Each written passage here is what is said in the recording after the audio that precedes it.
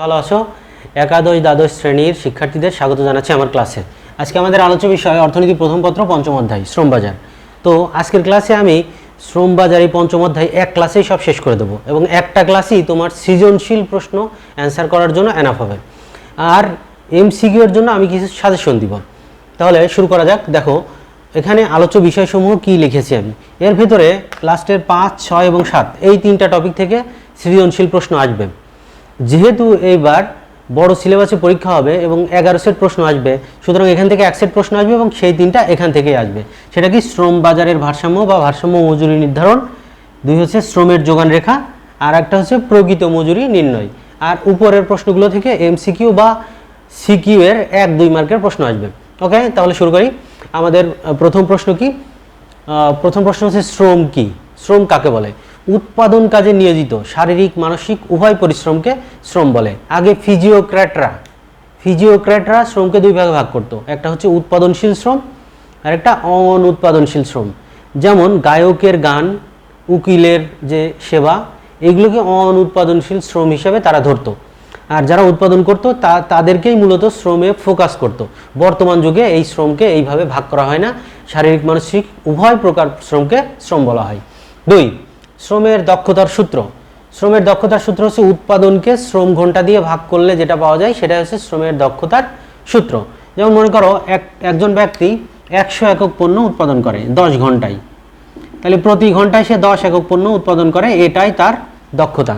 প্রতি ঘন্টায় কতটুকু উৎপাদন করে, এটাই হচ্ছে দক্ষতা। ওকে, তারপর 3 নম্বর, একই পেশায় মজুরির ভিন্নতার কারণ কি?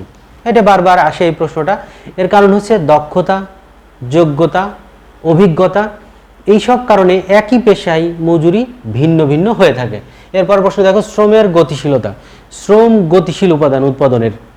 তো এই গতিশীলতার কত প্রকার হতে পারে? এখানে দেখো 4 প্রকার গতিশীলতা হতে পারে। তার ভিতরে একটা হচ্ছে ভৌগোলিক, পেশাগত, শিল্পগত, স্তরগত। তাহলে ভৌগোলিক গতিশীলতা কাকে বলে? ভৌগোলিক গতিশীলতা মানে এক জায়গা থেকে শ্রম যখন আরেক জায়গায় চলে যায় তখন তাকে ভৌগোলিক গতিশীলতা বলে।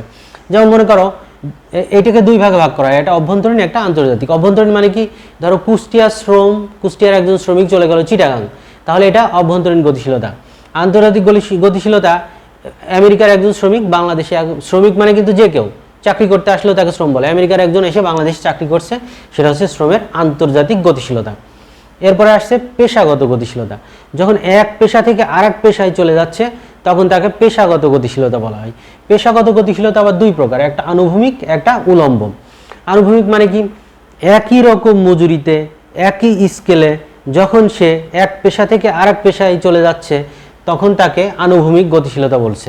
আনুভূমিক গতিশীলতা মানে এই পেশায় এখানে যে মজুরি ছিল এখানেও ধরো মজুরি প্রায় সেম, কিন্তু সে এক জায়গা থেকে আরেক জায়গায় শিফট করছে, একটা কোম্পানি থেকে আরেকটা কোম্পানি। উলম্ব গতিশীলতা, একই পেশা বা ভিন্ন পেশা, একই শিল্প বা ভিন্ন শিল্পতে যখন এক পদ থেকে উপরের পদে সে শিফট করছে তখন তাকে উলম্ব গতিশীলতা বলে। মনে করো সে ক গ্রেডে চাকরি করত, গ গ্রেডে, এই গ গ্রেড থেকে আরেকটা শিল্পে যে সে ক গ্রেডে জয়েন করলো উপরের দিকে, তাহলে বেতন পেল বেশি। এই যে এই রেখাটা কি? উলম্ব, এই জন্য উলম্ব গতিশীলতা বলে। এখানে দেখো একই শিল্প নয়, ভিন্ন শিল্প হতে পারে। যে একই শিল্পে যে সে জয়েন করবে এমন না। মনে করো সাবান কোম্পানিতে চাকরি করতো সে, এখন সে পেস্ট কোম্পানিতে চাকরি করলো, তাহলে সাবান শিল্প থেকে পেস্ট শিল্পেও যেতে পারে, সাবান শিল্পেও থাকতে পারে, পেস্ট শিল্পেও যেতে পারে। এরপরে শিল্পগত গতিশীলতা, যখন এক শিল্প থেকে আরেক শিল্পে একজন শ্রমিক শিফট করছে তখন তাকে শিল্পগত গতিশীলতা বলে। এইটা আসলে সবাই করতে পারে না। যেমন একজন শিক্ষক কখনো একজন ডাক্তার হতে পারে না, কিন্তু একজন শিক্ষক কি হতে পারে? মনে করো আমি একজন ইকোনমিক্সের গ্রাজুয়েট, আমি ব্যাংকেও চাকরি করতে পারি, ব্যাংক শিল্প থেকে এসে শিক্ষকতা শিল্পেতেও চাকরি করতে পারি, আবার ফাইন্যান্সিয়াল অ্যানালিস্টেও চাকরি করতে পারি, এইরকম হতে পারে। এরপরে আসছে স্তরগত গতিশীলতা। স্তরগত গতিশীলতা এই চাকরির একটা স্তর থেকে আরেকটা স্তরে সে যখন শিফট করে তখন তাকে স্তরগত গতিশীলতা বলে। এইটে আর এই শিল্পগত গতিশীলতার উলম্বটা প্রায় সেম। পার্থক্যটা কোথায় দেখো? এই যে স্তরগত গতিশীলতায় একই শিল্পে সে নিচের পদ থেকে উপরের পদে শিফট করবে, তাহলে তাকে স্তরগত গতিশীলতা বলা হয়। কিন্তু উলম্ব গতিশীলতা কি বলছে? এক শিল্পই না, শুধু ভিন্ন শিল্প হতে পারে। ভিন্ন শিল্প এবং একই শিল্প যদি থাকে তাহলে সেটা উলম্ব, আর যদি একই শিল্পের একটা নিচের পদ থেকে উপরের পদে যায় তাহলে তাকে বলে স্তরগত গতিশীলতা। এগুলো থেকে এমসিকিউ আসবে, এই জন্য খুব সূক্ষ্মভাবে তোমাকে সুনির্দিষ্টভাবে বুঝতে হবে। আচ্ছা, এরপরে আমরা আসছি যে সিকিউ, আমাদের যে প্রশ্নগুলো আসবে সেইগুলোতে আলোচনা করছি। এখন প্রথম প্রশ্ন হচ্ছে শ্রম বাজারের ভারসাম্য বা মজুরি নির্ধারণ। তাহলে শ্রমের মজুরি কিভাবে নির্ধারিত হয়? বাজারের দাম যেভাবে নির্ধারিত হয় শ্রমের মজুরি ঠিক একইভাবে নির্ধারিত হয়। তাহলে এখানে প্রধান উপাদান দুইটা, একটা হচ্ছে ডিমান্ড ফর লেবার আর একটা হচ্ছে supply for labour. Demand for labour মানে শ্রমের চাহিদা, আর সাপ্লাই ফর লেবার মানে বুঝতেই পারছো শ্রমের যোগান। Demand for labour is a function of W by P, supply for labour is a function of W by P. এখানে ডাব্লু বাই পি কি? ডাব্লু বাই পি হচ্ছে প্রকৃত মজুরি। প্রকৃত মজুরি কাকে বলে? ডাব্লু মানে মজুরি আর পি মানে দাম স্তর। মনে করো একজন ব্যক্তি 100 টাকা মজুরি পায় এবং বাজারে দাম স্তর 10 টাকা, তাহলে সে দ্রব্য পায় কয়টা? 10টা দ্রব্য পায়। এই যে 10টা দ্রব্য পাই, কয়টা দ্রব্য পাই তাকেই বলা হয় প্রকৃত মজুরি। তাহলে প্রকৃত মজুরির উপরেই নির্ভর করে শ্রমের চাহিদা বা যোগান। কেন? দেখো, মনে করো 5 টাকা দাম হয়ে গেল, তখন কিন্তু পণ্য পাচ্ছে 20টা, তখন কিন্তু ওই ক্রেতার সামর্থ্য বেড়ে যাচ্ছে। কিন্তু এখানে যদি এমন হয় যে মজুরি বেড়ে গেল 200, দাম স্তরও 20 হয়ে গেল, তাহলে কিন্তু আগের মতো 10টা দ্রব্যই পাচ্ছে, কিন্তু তার বেতন হয়ে গেছে দ্বিগুণ, আদতে কোনো লাভ হলো? এই জন্য আর্থিক মজুরির উপর দাম স্তর, আর্থিক মজুরির উপর শ্রমের চাহিদা বা যোগান নির্ভর করে না, করে কিসের উপর? প্রকৃত মজুরির উপর। তাহলে দেখো প্রকৃত মজুরি, তাহলে আমি বলছি যে demand for labour is a function of W by P, আবার supply for labour is a also function of W by P. তাহলে এখানে এই যে প্রকৃত মজুরি এবং শ্রমের চাহিদা, এই দুইটার ভিতর বিপরীতমুখী সম্পর্ক বিদ্যমান। মানে প্রকৃত মজুরি বাড়লে শ্রমের চাহিদা কমে, আর তাহলে রেখাটা হবে ডান দিকে নিম্নগামী। আর সাপ্লাই ফর লেবারের সাথে সমমুখী সম্পর্ক বিদ্যমান। প্রকৃত মজুরি বাড়লে শ্রমের যোগান বাড়ে, ঠিক আছে? তাহলে দেখো একটা রেখা হবে নিম্নগামী আর একটা রেখা ঊর্ধ্বগামী। তাহলে এই ঊর্ধ্বগামী আর নিম্নগামী রেখা যেখানে ছেদ করবে সেটাই হবে আমাদের শ্রম বাজারের ভারসাম্য। তাহলে এইটে আমরা একটা প্রশ্ন বা উদাহরণ দিয়ে এটা বুঝে ফেলি। দেখো এখানে খ সেট 2018 সালে একটা প্রশ্ন এসেছিল, তো সেই প্রশ্নটা আমরা দেখি। এখানে দেখো মজুরির হার 10, 20, 30, demand for labour 15, 10, 5, 5 supply for labour, এটা ডিএল মানে শ্রমের চাহিদা, এটা শ্রমের যোগান। তাহলে আমরা একটা চিত্র এঁকে তারপরে এটা একটু বোঝার চেষ্টা করি। এখানে আমাদের থাকছে হচ্ছে এটা ডিমান্ড ফর লেবার এবং সাপ্লাই ফর লেবার দুইটাই থাকছে, আর উপরে থাকছে মজুরি। এটা কিন্তু প্রকৃত মজুরি, প্রকৃত মজুরি। তাহলে আমরা একটা চিত্র আঁকবো, যেহেতু আমাদের মানটা সমান এই জন্য আমরা এইরকম একটা চিত্র এঁকে নিচ্ছি। আমার মতো করে একটা বক্স দিয়ে নিবা, তাহলে দেখো মেলাতে সুবিধা হবে, না হলে তুমি এই 4টা ঘর মিলাতে পারবে না। এটা ডিমান্ড ফর লেবার, এটা সাপ্লাই ফর লেবার। দেখো আমাদের ডিমান্ড ফর লেবার কত আছে? 5, 10, 15, 5, 10, 15, আর এইদিকে আছে 10, 20, 30। ধরো A B C D E, A B C D. ওকে, তাহলে এখন আমরা একটু চাহিদা রেখাটা দেখি আগে, শ্রমের চাহিদা রেখা। 30 টাকা মজুরিতে শ্রমের চাহিদা এ বিন্দুতে 5 একক। যখন মজুরি কমে গেল তখন শ্রমের চাহিদাটা করে কে? নিয়োগকারী কর্তৃপক্ষ বা কোম্পানি। কোম্পানি দেখে যে মজুরি আগে 30 টাকা দিয়ে সে যে শ্রম হায়ার করত, এখন 20 টাকা দামে হায়ার করা মানে তার কম টাকা লাগছে, এই জন্য সে বেশি শ্রমিক হায়ার করতে চাইবে। 20 টাকাতে সে শ্রমিক হায়ার করে 10 একক, 10 টাকা হলে হায়ার করে, এই জন্য রেখাটা ডান দিকে নিম্নগামী। এবার শ্রমের যোগান রেখা দেখো, 10 টাকা যখন মজুরি তখন শ্রমের যোগান 5 একক, 10 একক বা এটা প্রকৃত মজুরি। এখন দেখো প্রকৃত মজুরি যেই 20-এ চলে গেছে তখন অনেকেই কাজ করতে চাইছে। আগে যারা মজুরি এই 10 টাকা মজুরিতে কাজ করতে চাইতো না, তারা এখন কাজ করতে চাইছে, এই জন্য 20-এ কত শ্রমের যোগান 10, 30-এ শ্রমের যোগান 15, এই যে বৃদ্ধি পেল, এই জন্য শ্রমের যোগান রেখা ডান দিকে ঊর্ধ্বগামী। এখন এখন শ্রমের চাহিদার যোগান সেট করেছে কত, ই বিন্দুতে। আমরা জানি চাহিদার দুইটা রেখা যেখানে সেট করে সেখানে দুইটা রেখারই মান সমান হয়। তাহলে ই বিন্দুতে আমরা দেখছি যে প্রকৃত মজুরি কত 20 এবং সাপ্লাই ফর লেবার এবং ডিমান্ড ফর লেবার উভয়ই কত 10। তাহলে আমরা বলতে পারি 20 একক মজুরিতে ভারসাম্য মজুরি নির্ধারিত হবে। 20 একক ভারসাম্য মজুরি নির্ধারিত হবে যেখানে শ্রমের চাহিদা থাকবে 10 এবং যোগানও থাকবে 10। এখন যদি মজুরি বৃদ্ধি পায়, ঘতে আসবে যদি মজুরি বৃদ্ধি পায় বা কমে যায়।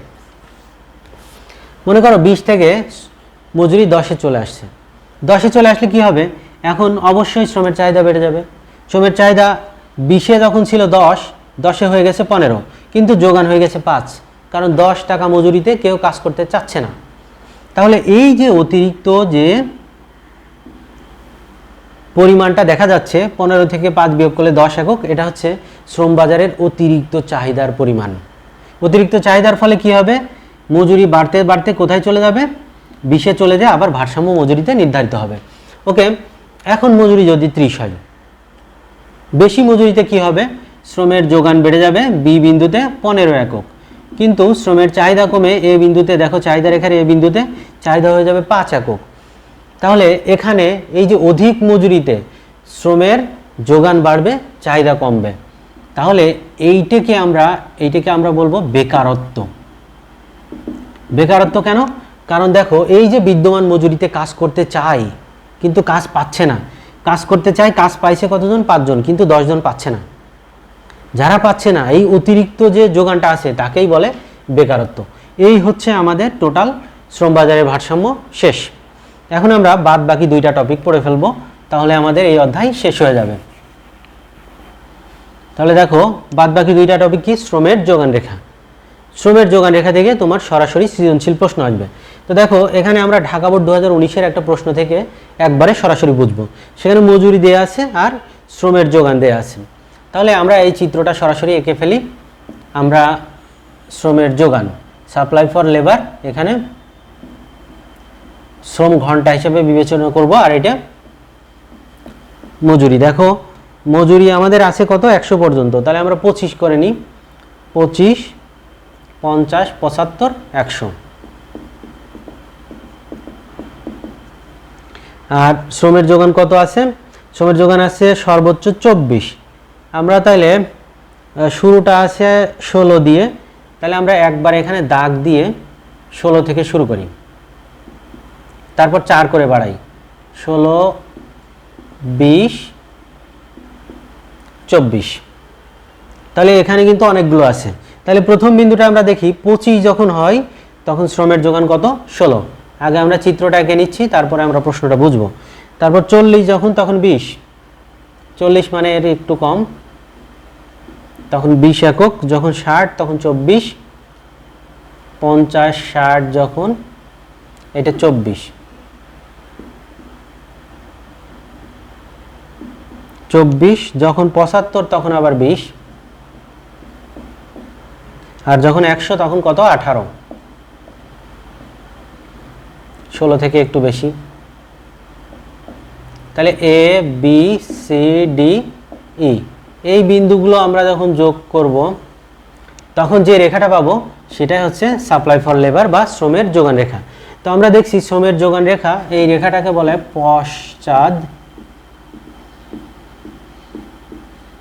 পশ্চাদমুখী যোগান রেখা। পশ্চাদমুখী কেন হলো, এখানে দেখো মজুরি বাড়লে শ্রমের যোগান বাড়ে, এটা আমরা আগেই দেখেছি, কারণ অধিক লোক কাজ করতে চায়। কিন্তু মজুরি বেশি বাড়লে শ্রমের যোগান কমে যায়। কেন কমে যায়, কারণ তখন একজন শ্রমিক দুইটা জিনিসের সাথে ট্রেড অফ করে, একটা হচ্ছে মজুরি আর একটা হচ্ছে লেজার বা অবসর। এটা তখন এই জিতে যায় হচ্ছে অবসর। সে অধিক মজুরিতে বেশি কাজ না করতে চেয়ে তার যে মূল্যবান সময়, সেই সময়টা সে অবসরে কাটাতে চায়। এর ফলে অধিক মজুরিতে শ্রমের যোগান কমে যায়। দেখো 25 টাকা মজুরিতে শ্রমের যোগান ছিল 16, যখন এখানে 60 টাকা মজুরি তখন শ্রমের যোগান 24, আবার যখন 100 টাকা মজুরি হয়েছে তখন শ্রমের যোগান কমে কত হয়েছে, 18। তার মানে অধিক মজুরিতে শ্রমের যোগান কি হচ্ছে, কমে যাচ্ছে। মজুরি বাড়লে শ্রমের যোগান বাড়ছে, কিন্তু অধিক মজুরিতে কমে যাচ্ছে। এই কারণে শ্রমের যোগান রেখা পশ্চাদমুখী হয়। তাহলে এখান থেকে একটা প্রশ্ন আসতে পারে, আশা করি এটা বুঝতে পেরেছো। কেন শ্রমের যোগান রক্ষা পশ্চাৎমুখী হয় সেটাও আমরা ক্লিয়ার করেছি।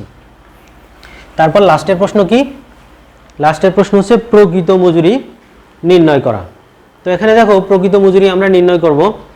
প্রকৃত মজুরি আমরা আগেই বলেছি, প্রকৃত মজুরি নির্ধারণ করার জন্য আমরা যে সূত্র ফলো করব সেটা হচ্ছে প্রকৃত মজুরিকে WR দিলাম, W plus AB by P।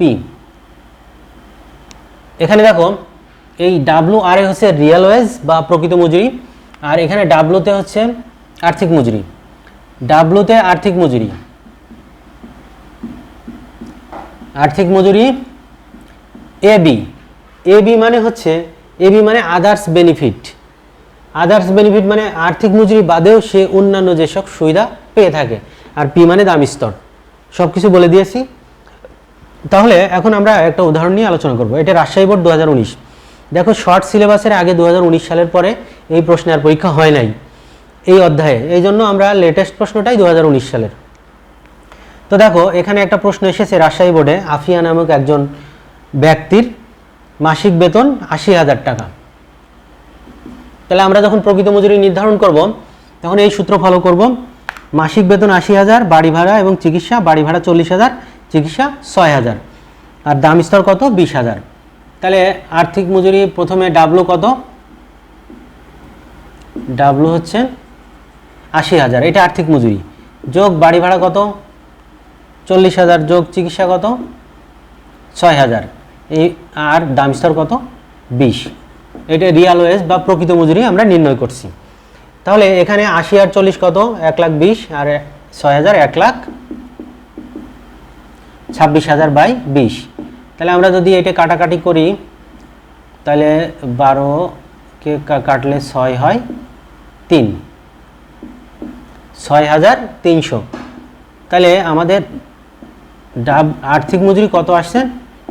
6,300। তাহলে এইভাবে আমরা আর্থিক মজুরি নির্ণয় করব, যে প্রত্যেকটা অঙ্ক একেবারে সেম, কোনো এদিক ওদিক কিচ্ছু নাই। তো এখানে আরও কিছু অতিরিক্ত তথ্য থাকতে পারে, যেমন এই প্রশ্নের তথ্য যেটা দেওয়া ছিল যে প্রতি বছর সে একবার বিদেশ ভ্রমণ পায় এবং সে অফিসের গাড়িতে যাতায়াত করে। তাহলে এই জিনিসগুলো তার অন্যান্য সুবিধা হিসেবে গণ্য হচ্ছে। ঘ নম্বর প্রশ্নে ছিল এই জিনিসগুলো তাকে কিভাবে উজ্জীবিত করবে। তখন সে বলবে কি যে তার আর্থিক মজুরি বাদেও, প্রকৃত মজুরি বাদেও সে যে সকল অতিরিক্ত সুবিধা পাচ্ছে এর ফলে তার কর্মস্থলে কাজ করার আগ্রহ বাড়বে, তার প্রোডাক্টিভিটি বাড়বে এবং সে অন্য কোম্পানিতে সুইচ করে চলে যাওয়ার প্রবণতা বাড়বে, কোম্পানির প্রতি তার ভালোবাসা বাড়বে। এই হচ্ছে আমার টোটাল ক্লাস। তারপরেও আমি আরেকটা ক্লাস দিব যে এই তিনটা থেকেই যে তোমাদের সকল সৃজনশীল আসবে সেটা প্রমাণ করার জন্য 2019 সালের সকল প্রশ্ন আমি সলিউশনের একটা ক্লাস দিব। তাহলেই তোমার এই যে পঞ্চম অধ্যায়ের পুরো শেষ হয়ে যাবে। ধন্যবাদ সবাইকে।